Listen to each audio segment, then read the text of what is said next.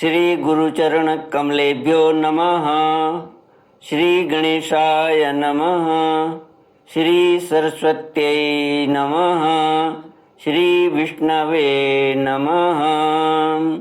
श्री कृष्ण गोविंद हरे मुरारे, हे नाथ नारायण वासुदेव, हे नाथ नारायण वासुदेव, हे नाथ नारायण वासुदेव। श्री कृष्ण गोविंद हरे मुरारे, हे नाथ नारायण वासुदेव। ओम नमो भगवते वासुदेवाय। ओम नमो भगवते वासुदेवाय।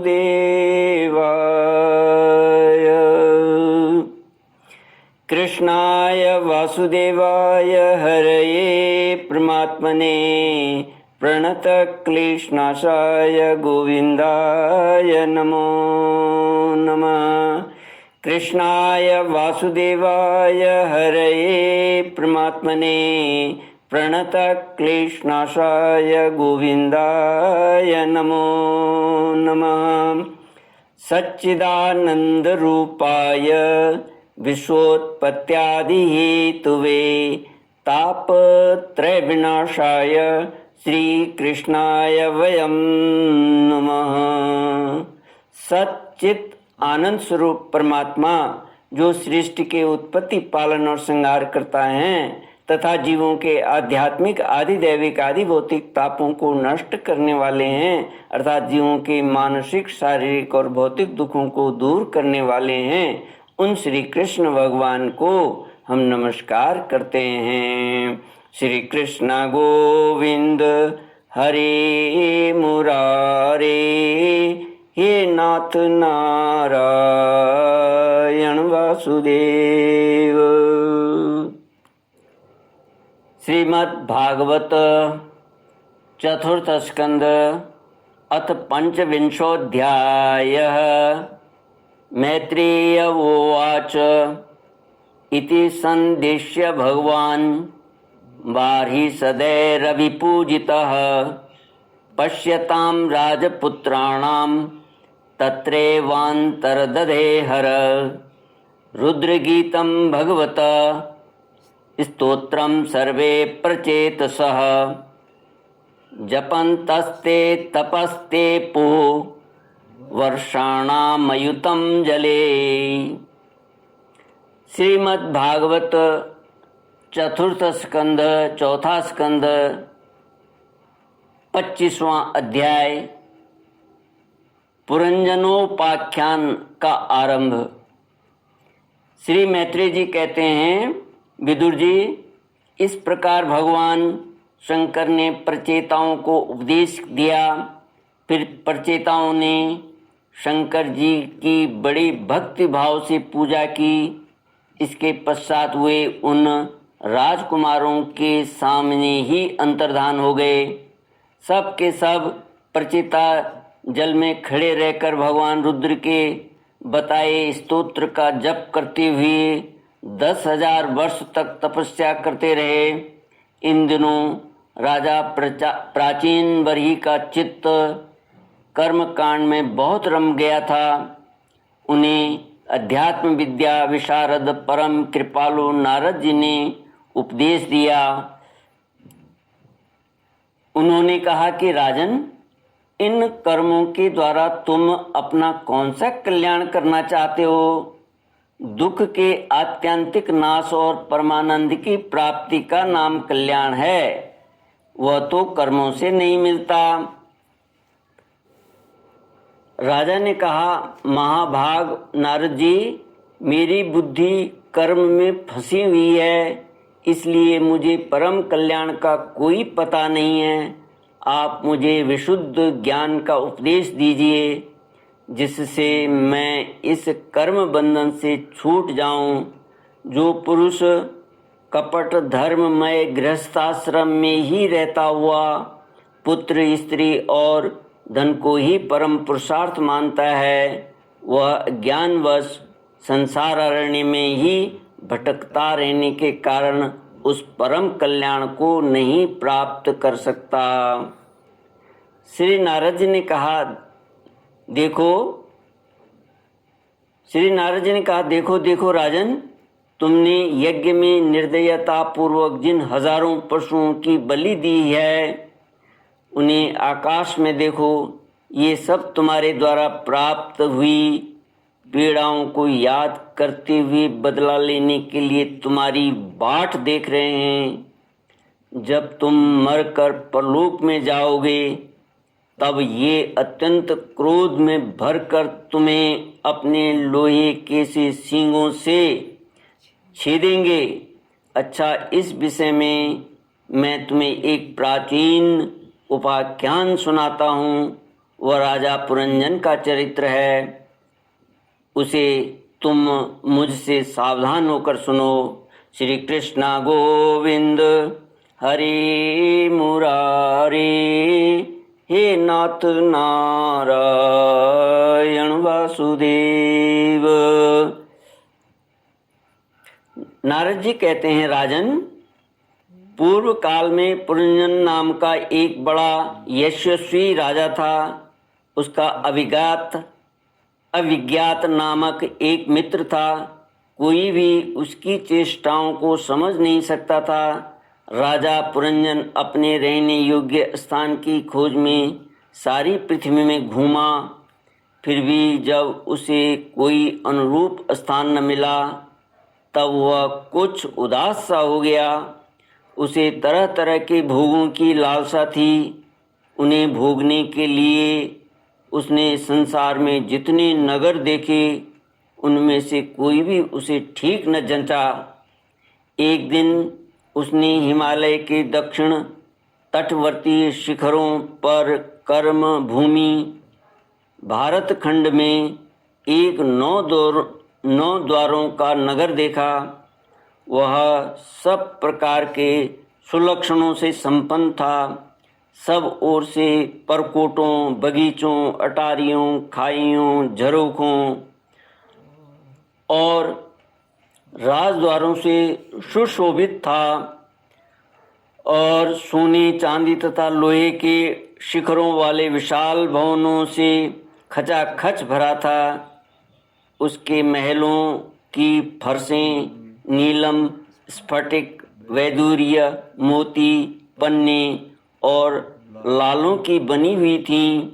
अपनी कांति के कारण वह नागों की राजधानी भोगवतीपुरी के समान जान पड़ता था। उसमें जहाँ तहाँ अनेकों सभा भवन, चौराहे, सड़कें, क्रीड़ा भवन, बाजार, विश्राम स्थान, ध्वजा पताकाएं और मूंगों के चबूतरे सुशोभित थे। उस नगर के बाहर दिव्य वृक्ष और लताओं से पूर्ण एक सुंदर बाग था। उसके बीच में एक सरोवर सुशोभित था। उसके आसपास अनेकों पक्षी भांति भांति की बोली बोल रहे थे तथा भौरें गुंजार कर रहे थे। सरोवर के तट पर जो वृक्ष थे, उनकी डालियां और पत्ते शीतल झरनों के जल कणों से मिली हुई वासंती वायु के झकोरों से हिल रहे थे और इस प्रकार वे तटवर्ती भूमि की शोभा बढ़ा रहे थे। वहाँ के वन्य पशु भी मुनि जनोचित अहिंसा आदि व्रतों का पालन करने वाले थे, इसलिए उनसे किसी को कोई कष्ट नहीं पहुँचता था। वहाँ बार बार जो कोकिल की कुहू ध्वनि होती थी, उससे मार्ग में चलने वाले बटोहियों को ऐसा भ्रम होता था मानो वह बगीचा विश्राम करने के लिए उन्हें बुला रहा है। श्री कृष्ण गोविंद हरि मुरारी, हे नाथ नारायण वासुदेव।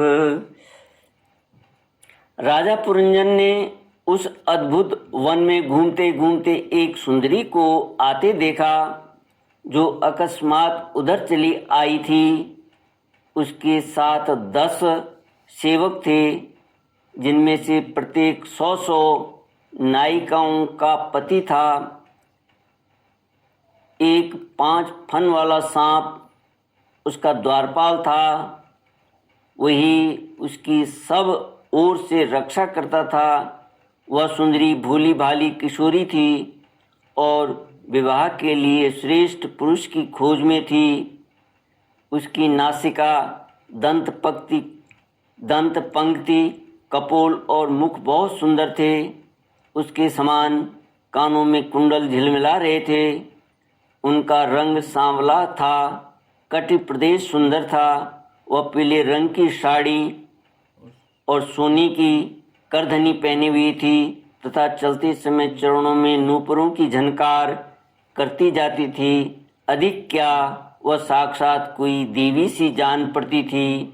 वह गजगामिनी, बाला, किशोरा अवस्था की सूचना देने वाले अपने गोल गोल समान और परस्पर सटे हुए स्तनों को लज्जावश बार बार अंचल से ढकती जाती थी। उसकी प्रेम से मटकती भौएं और प्रेम पूर्वक तिरछी चितवन के बाण से घायल होकर वीर पुरंजन ने लज्जायुक्त मुस्कान से और भी सुंदर लगने वाली उस देवी से मधुर वाणी में कहा, कमल दल लोचने, मुझे बताओ तुम कौन हो, किसकी कन्या हो। साध्वी, इस समय आ कहाँ से रही हो। भीरू, इस पुरी के समीप तुम क्या करना चाहती हो। शुभ्रू, तुम्हारे साथ इस 11वें महान शूरवीर से संचालित ये 10 सेवक कौन हैं और ये सहेलियां तथा तुम्हारे आगे आगे चलने वाला यह सर्प कौन है। सुंदरी, तुम साक्षात लज्जा देवी हो अथवा उमा, रमा और ब्रह्माणी में से कोई हो। यहाँ वन में मुनियों की तरह एकांतवास करके क्या अपने पतिदेव को खोज रही हो। तुम्हारे प्राणनाथ तो तुम उनके चरणों की कामना करती हो, इतने से ही पूर्ण काम हो जाएंगे। अच्छा, यदि तुम साक्षात कमला देवी हो तो तुम्हारे हाथ का क्रीड़ा कमल कहाँ गिर गया। सुभगे, तुम इनमें से तो कोई हो नहीं, क्योंकि तुम्हारे चरण पृथ्वी का स्पर्श कर रहे हैं। अच्छा, यदि तुम कोई मानवी ही हो तो लक्ष्मी जी जिस प्रकार भगवान विष्णु के साथ वैकुंठ की शोभा बढ़ाती हैं, उसी प्रकार तुम मेरे साथ इस श्रेष्ठ पुरी को अलंकृत करो। देखा, मैं बड़ा ही वीर और पराक्रमी हूँ, परंतु आज तुम्हारे कटाक्षों ने मेरे मन को बेकाबू कर दिया है। तुम्हारी लजीली और रतिभाव से भरी मुस्कान के साथ भौहों के संकेत पाकर वह शक्तिशाली कामदेव मुझे पीड़ित कर रहा है। इसलिए सुंदरी, अब तुम्हें मुझ पर कृपा करनी चाहिए। शुचिस्मिते, सुंदर भौएं और सुगढ़ नेत्रों से सुशोभित तुम्हारा मुखारविंद इन लंबी लंबी काली अलकावलियों से घिरा हुआ है।